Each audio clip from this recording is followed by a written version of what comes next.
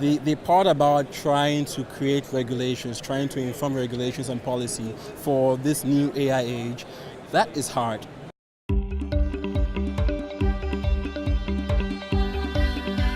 Have to pay attention.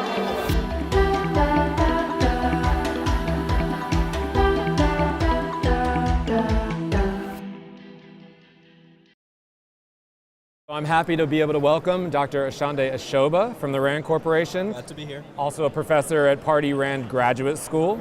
Osonde, it's great to see you. Thank you for joining us in this Staying Human interview series here at the AI Summit in San Francisco. What's your angle on policy for AI at RAND? So I do a couple of things. At RAND, I do what we might call pure AI policy thinking, like how does the presence of AI, machine learning models, what does that mean for policy and regulation?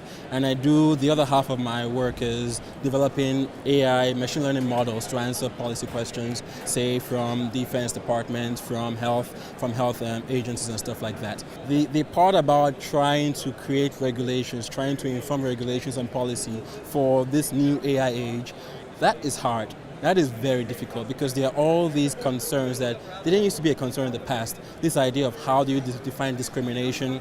How do we assure equity, fairness when computers are involved?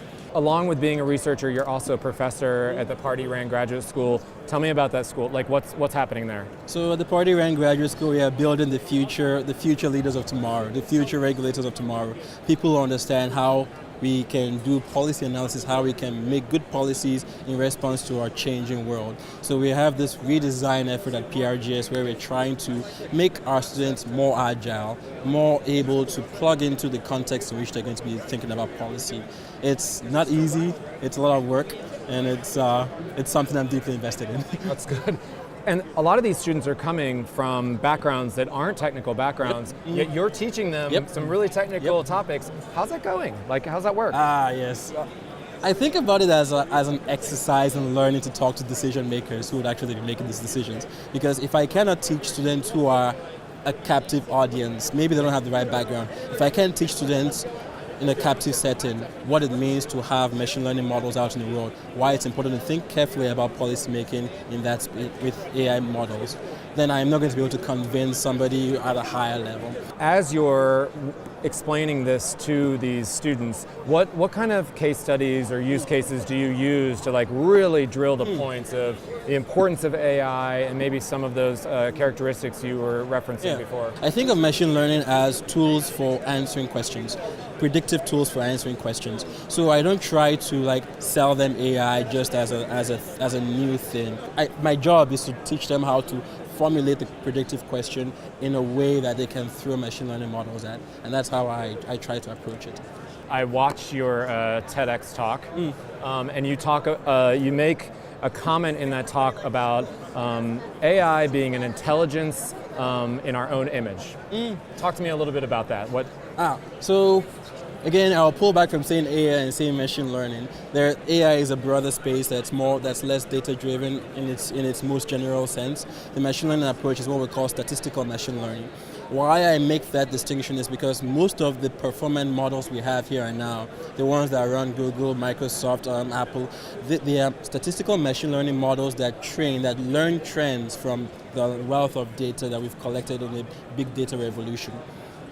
All that data is human generated. It reflects our human behaviors, our human biases. So whenever we train a model based on those types of data, we are really training those models to better reflect human behaviors. So it's in our own image. And that is, as I say, it's not necessarily a good thing.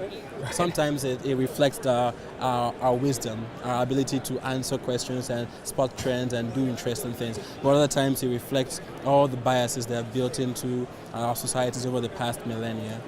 And so, I mean, one bias that we have to worry about is obviously automation bias, but what are some of the other biases that we should be considering when we're thinking about, instantiation of artificial intelligence broadly in an important space like healthcare? Discretion is how biases creeps in a lot of the time. We see this in criminal justice, we see this in public systems like child welfare systems, and I imagine it's going to happen in healthcare systems. You have to be careful when you have decision makers circumventing automated machine learning models or decisions based on prior understanding. We also have situations where models can't explain themselves as well. In a healthcare setting, that's a huge problem because you have decision makers who have liabilities, insurance liabilities, and you're asking them to adopt a decision made by this system that's unable to explain itself. How do you justify that when you're on the hook in terms of accountability and in terms of insurance?